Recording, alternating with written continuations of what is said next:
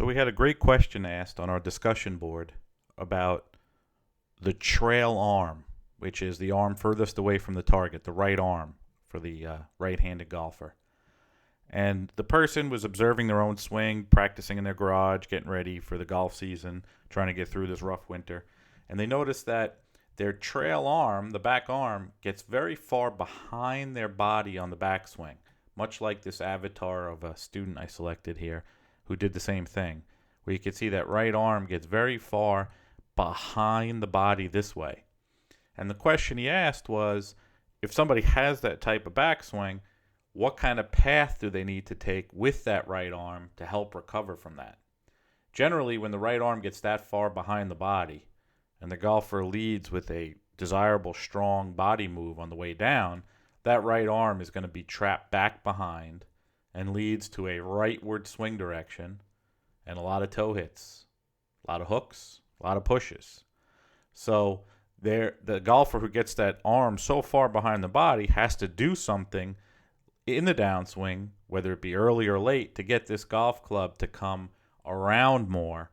to get the center of the club at the ball. So the question he asked was, what would I suggest for somebody to do with that type of issue? Well, number one is I would definitely take a look at the backswing. And the key point in the backswing, and I want everybody to understand this, and it was discussed in detail in the book Swing Tips You Should Forget, also in the virtual spine movie I made, and also myself and Sean Webb will be making Swing Tips You Should Forget, the movie, which will have all the drills in there. But it's a takeaway that initiates with an upper body push as opposed to a left foot press that really starts to get the arms and club in trouble on the backswing. Now, you could see here this golfer, as he initiates his backswing, you could see the initiation coming from that little gears symbol underneath his head. So that's an upper body push on the backswing as opposed to a left foot press, which generally gets the golfer in all kinds of troubles with their swing direction, let's say. We take a look at this golfer, who is a star junior player, actually, and we look at a much more favorable backswing. What I did was I drew a line from the ball that would basically bisect the middle of his upper body. So as he makes his backswing, you're going to notice that, although you can't really see it from this view, but you could if you really looked,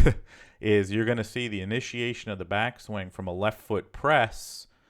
which makes a really good passageway for that left shoulder and lead arm on the backswing. So this white line is bisected the middle of his upper body, and you're going to notice that at this point in the backswing that the lead hand or the center of the hands are at the very least forward, if not lined up more with the center of his upper body.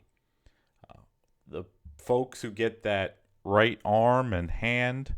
too far behind them, we would see the left arm be much lower and much more across the chest at this particular point. So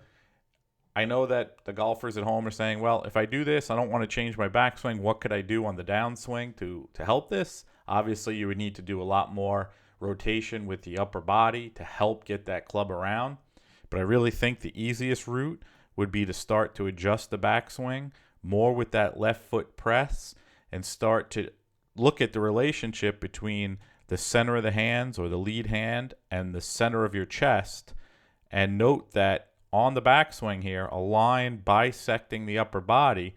the hands and the center of the club would be above that on the backswing. And this top of the backswing would give the golfer much more of an advantage